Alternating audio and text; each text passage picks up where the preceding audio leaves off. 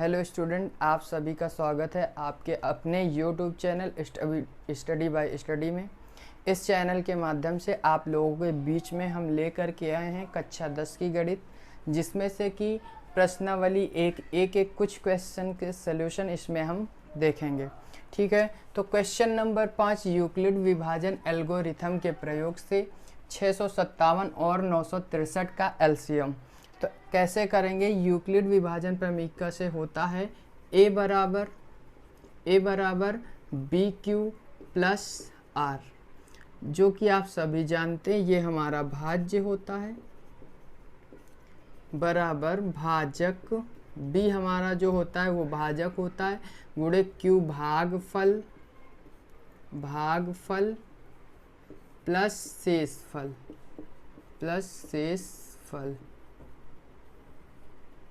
इसमें से अब हम क्या करेंगे, छोटी संख्या यानी 657 से भाग करेंगे 963 में। तो हम देखेंगे कि यहाँ पे भाग हमारा एक बार जाएगा, यानी 657 घटाएंगे तो 13 में 7 घटाएंगे तो 6 बचेगा, और 5 में से 5 घटाएंगे 0 आएगा, 9 में से 6 घटाएंगे तो 3 बचेगा।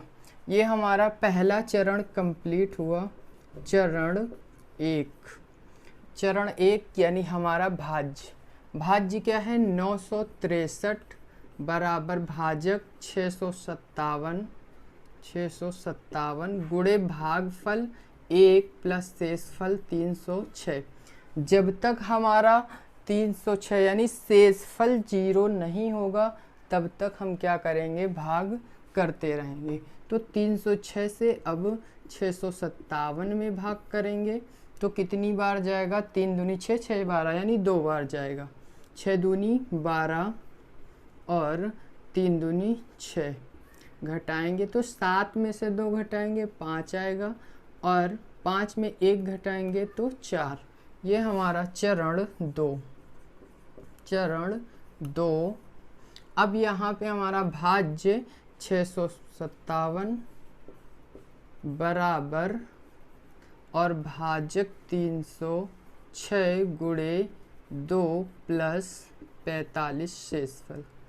फिर से हम 45 से भाग देंगे 306 में। जब 306 में 45 से भाग देंगे तो ये हमारा 6 बार जाएगा, 6 पंचे 30, 30 की 0 हासिल 3, 6 चौक 24 और 3 27। जब घटाएंगे तो यहाँ पे 6, 10 में से 7 घटाएंगे 3, 2 में से 2 कुछ नहीं बचेगा, यानी 36 आएगा। चरण 3, 306 भाज्य बराबर 45 गुणे 6 प्लस 36। अब हम क्या करेंगे, 36 से भाग देंगे 45 में, यानी 36 से कम 36 तो 9 बचेगा। चरण 4, 45 बराबर 36 गुणे 1 प्लस 9।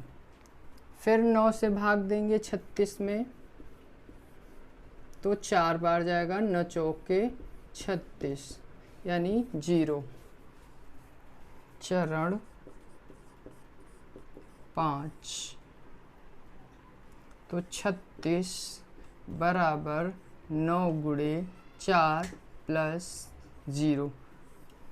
अब देखिए यहाँ पे हमारा 0 आ चुका है। जब जहाँ पे 0 आएगा वहीं पे हमारा HCF निकल आएगा, यानी लास्ट में जिस संख्या से पूरी संख्या विभाज्य होती है, यानी भागफल से शेषफल 0 आ जाता है, वहाँ पे हमारा क्वेश्चन समाप्त हो जाता है। यानी कि 657 और 963 का HCF बराबर 9, क्योंकि लास्ट में जिस संख्या से विभाजित होता है वही हमारा HCF होता है। कि बहुत ही आसानी से तरीके से हम लोगों ने यूक्लिड विभाजन से इसका HCF निकाला है। अब देखेंगे अगला। देखिए अब क्वेश्चन नंबर 6 का भी इसी तरह से हमने बताया भी, A बराबर BQ प्लस R भाज्य बराबर भाजक गुणे भागफल प्लस शेषफल। अब देखिए हमारी छोटी संख्या क्या है, 90 और 144 का HCF निकालना है। तो 90 से हम भाग करेंगे 144 में, तो हम देखेंगे ये हमारा भाग एक बार जाएगा, क्योंकि 2 बार करेंगे तो 180 हो जाएगा, जो कि ज़्यादा है। तो 90 घटाएंगे इसमें से तो 4, और 14 में 9 घटाएंगे तो 5 बचेगा, यानी कि 54 शेषफल आया। तो चरण 1 बराबर यानी भाज्य 144 बराबर भाजक 90 गुणे 1 प्लस शेषफल 54। फिर 54 से भाग देंगे 90 में, जो कि एक ही बार जाएगा। अब 10 में से 4 घटाएंगे तो 6 बचेगा, और 8 में से 5 घटाएंगे तो 3 बचेगा। चरण 2 90 बराबर 54 गुणे 1 प्लस 36। फिर 36 में से भाग देंगे 54 को, यानी 36 एकम 36।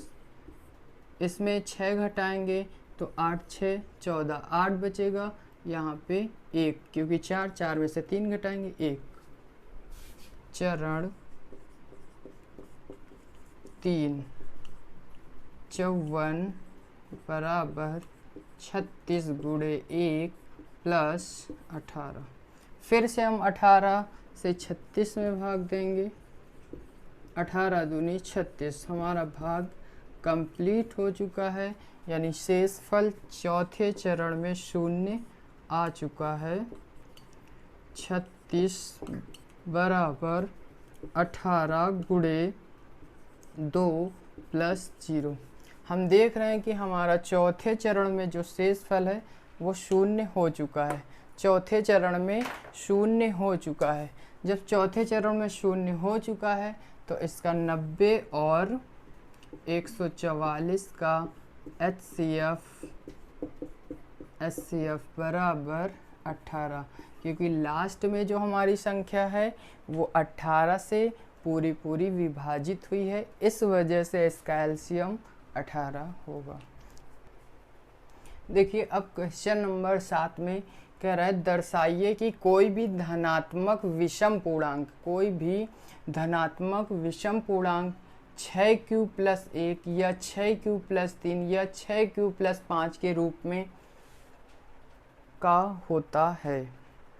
क्वेश्चन गलत हो रहा है कहीं पे भैया, एक बार देखेंगे। क्वेश्चन नंबर 7, q कोई 5 के रूप का होता है, हाँ सही है।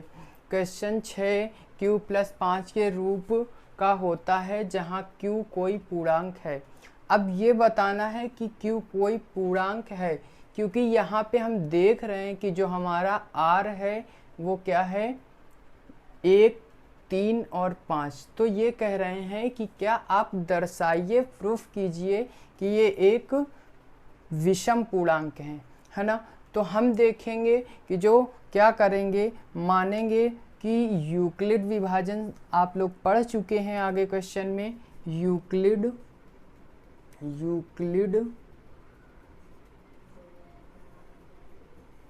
विभाजन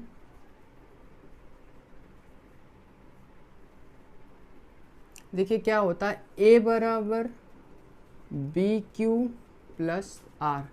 जो कि ये आप सभी पढ़ चुके हो कि a बराबर बी क्यू प्लस आर होता है, जहाँ पे जो हमारा शून्य आर से या फिर बराबर होता है या फिर बड़ा होता है, यानी या तो आर यानी शेषफल 0 होगा या फिर उससे बड़ा होगा। वो कब? जब हमारा भाग पूरा पूरा चला जाता है तो शून्य होता है, यानी शेषफल 0 होता है।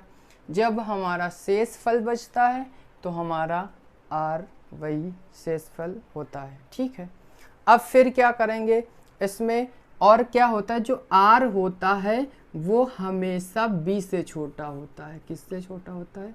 बी से। बी जो हमारा क्या होता है? भाजक होता है। भाजक से हमेशा बी छोटा होता है। अब क्या करेंगे, हम ये देख रहे हैं कि यहाँ पे 6q + 1, 6q + 3, 6q + 5, और जहाँ पे जो हमारा भाजक है वो कितना है? 6। तो भैया जब भाजक 6 है तो हमारा जो शेषफल होगा यानी आर होगा वो 1 हो सकता है, 2 हो सकता है, 3 हो सकता है, 4 हो सकता है, 5 हो सकता है, क्योंकि यहाँ पे हमने कंडीशन पढ़ रखी है कि आर कभी बी से बड़ा नहीं हो सकता, क्योंकि जब भाजक ही छोटा हो जाएगा तो फिर भाग कैसा? सवाल कैसा? तो शेष तो हमेशा छोटा होगा। तो क्या करेंगे कि हमारा शेषफल, अगर देखिए यहाँ पे 6 ये दिया हुआ है हमारा, कि अगर b बराबर 6 है, b बराबर 6 है तो जो हमारा r होगा, r का मान होगा 1 2 3 4 5, 5 ही तक पॉसिबल है, उससे ज़्यादा 6 नहीं हो सकता। फिर क्या करेंगे, अब देखिए हम, और r का मान 0 भी हो सकता है। क्या होगा? 0। तो 0 1 2 3 4 5। ठीक है, अब हम क्या करेंगे, r का मान रख के देखेंगे। तो r बराबर 0 करने पर हमारा a बराबर क्या आएगा?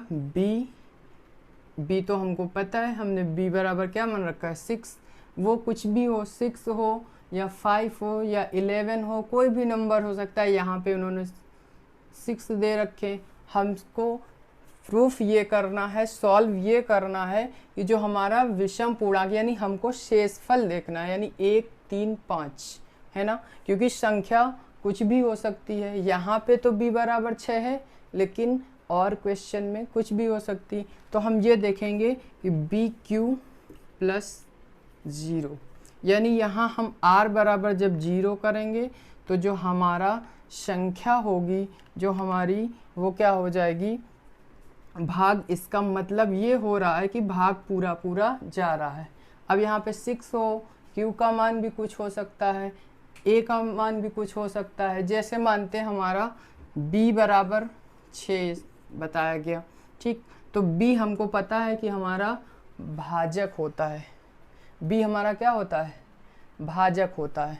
तो जब b भाजक होता है तो जाहिर सी बात है कि जो भाज्य होगा वो ऐसी संख्या होगी जो 6 से पूरी पूरी कटती होगी। तभी तो जैसे हमने कर दिया 36, तो 6 बार गया, और ये देखिए यहाँ पे 0। जाहिर सी बात है कि जब शेषफल 0 है तो ऐसी ही संख्या होगी जो पूरी पूरी विभाजित होगी। तो यहाँ पे हमको ये पता चल रहा है कि यहाँ पे ये संख्या पूरी पूरी विभाजित होगी। फिर जब हम r बराबर 1 रखते हैं तो a बराबर BQ प्लस शेषफल हमारा 1 आएगा। क्या आएगा? 1। जब r बराबर 2 होगा तब हमारी कंडीशंस क्या होगी, यानी a बराबर BQ प्लस 2। जब हम r बराबर 3 रखेंगे तब क्या होगी कंडीशन? a बराबर BQ प्लस 3। जब हम क्या करेंगे, r बराबर 4 रखेंगे तो a बराबर BQ प्लस 4। जब हम r बराबर 5 बचेगा शेष तो a बराबर BQ प्लस 5, शेषफल 5।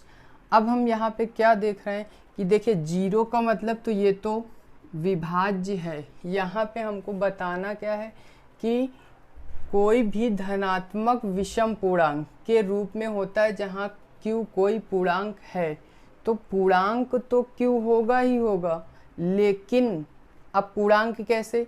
पूर्णांक तो तभी होगा, पूर्णांक q का मतलब क्या होता है? भागफल। तो भैया भागफल पूर्णांक तभी होगा जब भाग पूरा पूरा जाएगा। यहाँ पे हम क्या देख रहे हैं? 0 है, तो इसका मतलब ये क्या है? सम पूर्णांक। कैसा है? सम पूर्णांक, क्योंकि सम संख्या होगी तभी तो विभाजित होगी पूर्ण रूप से। फिर हम देखेंगे कि हमारा BQ+1 यानी शेष 1 बच रहा है।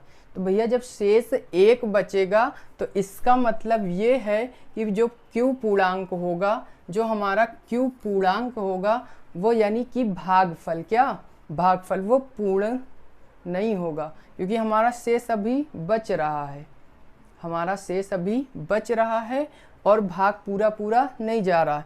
तो ये विषम पूर्णांक हो जाएगा। कैसा हो जाएगा? विषम, विषम पूर्णांक। फिर हम देखेंगे कि जो हमारा 2 है, अब यहाँ पे जब हमारा R 2 आ रहा है तो 2 संख्या तो 2 से कटती, क्योंकि ये सम है, तो ये कैसा होगा? सम पूर्णांक होगा, सम पूर्णांक, सम पूर्णांक। और जो हमारा 3 शेष बचेगा ये भी हमारा विषम पूर्णांक है, विषम पूर्णांक। और जो हमारा 4 होगा वो सम पूर्णांक, और जो हमारा 5 होगा वो विषम पूर्णांक, विषम पूर्णांक। तो हम यहाँ पे देख पा रहे हैं कि हमारे 6Q+1, 6Q+3, 6Q+5 यहाँ पे ये विषम पूर्णांक हैं, क्योंकि हम देख रहे हैं जो जो विषम नंबर हैं वो क्या है? उनका जो Q है वो एक पूर्णांक नहीं होगा, भागफल पूर्ण संख्या नहीं होगी, इस वजह से सम पूर्णांक।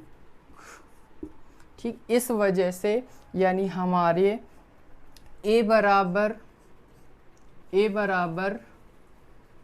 6Q+1, A बराबर 6Q+1, 6Q+3, 6Q+5, 6Q। देखिए अब यहाँ पे हमारे ये सम पूर्णांक हो गए और ये हमारे विषम पूर्णांक है।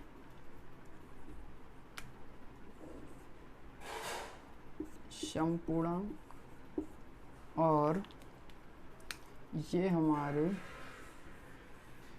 विषम, यानी कि A बराबर 6Q+1, 6Q+3, 6Q+5, 6Q एक विषम पूर्णांक हैं। ये क्या है? विषम पूर्णांक। अब देखिए, और ये हमारे सम पूर्णांक हैं। ठीक, अगर आप लोगों को समझ में आई हो, कुछ अच्छा लगा हो, तो प्लीज़ लाइक, शेयर और सब्सक्राइब अवश्य करें। फिर इसके बाद में नेक्स्ट वीडियो में हम मिलते हैं अगले क्वेश्चन के। देखिए अब इसमें हम 8वां क्वेश्चन करेंगे। एक किसी परेड में 616 सदस्यों वाली एक सेना की टुकड़ी को 32 सदस्यों वाले एक आर्मी बैंड के पीछे मार्च कराना है। दोनों समूहों को समान संख्या वाले स्तंभों में मार्च करना है। उन स्तंभों की अधिकतम संख्या क्या होगी जिसमें वे मार्च कर सकते हैं? यानी कि उस सेना की टुकड़ी में सदस्यों की संख्या, सेना की टुकड़ी में सदस्य बराबर 616 और टुकड़ी को 32 सदस्यों वाले आर्मी बैंड के पीछे मार्च करना है। यानी एक 32 सदस्यों वाली आर्मी बैंड की टुकड़ी, यानी आर्मी बैंड की टुकड़ी जिसमें कि कितने 32 सदस्य हैं। 32 सदस्य, कितने सदस्य हैं? 32 सदस्य हैं। उसमें कह रहे हैं कि दोनों समूहों को समान संख्या वाले स्तंभों में, यानी कि स्तंभों में इस प्रकार से एक स्तंभ, ये एक लाइन, ये इस तरह से दोनों को मार्च कराना है। यानी इन सदस्यों को इन दोनों स्तंभों के रूप में चलाना है। तो कह रहे हैं कि मार्च कराना, उन स्तंभों की अधिकतम संख्या क्या होगी जिसमें वे मार्च कर सकते हैं, यानी इनकी संख्या क्या होगी, एक एक स्तंभ में इनकी संख्या बतानी है। तो इसके लिए क्या करेंगे, हम ये देखेंगे कि HCF निकालेंगे। क्या निकालेंगे? HCF निकालेंगे। तो अब इसमें से 32 सदस्य की जो टुकड़ी है उसके पीछे 616 लोगों को क्या कराना है? मार्च कराना है। अब देखना है कि इसमें कितने कितने आते हैं। तो हम क्या करेंगे कि 32 और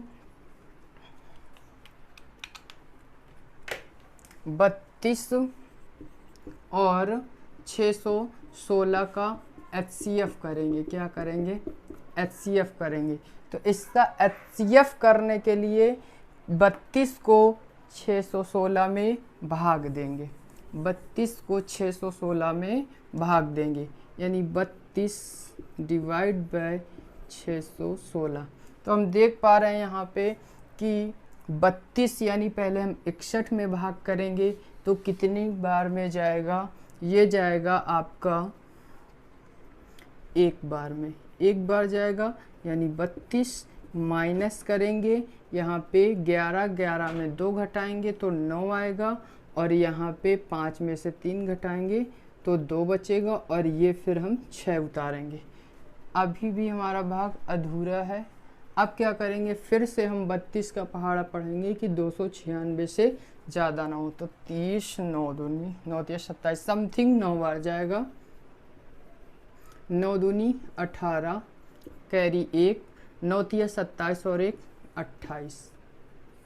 फिर हमारा घटाएंगे तो एक कैरी, यहाँ पे 16 हो जाएगा। 16 में से 8 घटाएंगे तो 8 बचेगा। 8 में से 8 घटाएंगे 0 और ये 0, यानी कि हमारा 8 आया शेषफल। तो हमने आपको बताया है कि A बराबर BQ प्लस R होता है। ये हमारा भाज्य, ये भाजक, ये भागफल और ये शेषफल। तो यहाँ पे जो हमारा एल्गोरिथम प्रयोग से है, यानी चरण 1 क्या है हमारा, भाग कितनी बार गया, यानी कि भाज्य जो है 616 बराबर 32 गुणे 19 प्लस शेषफल हमारा 8।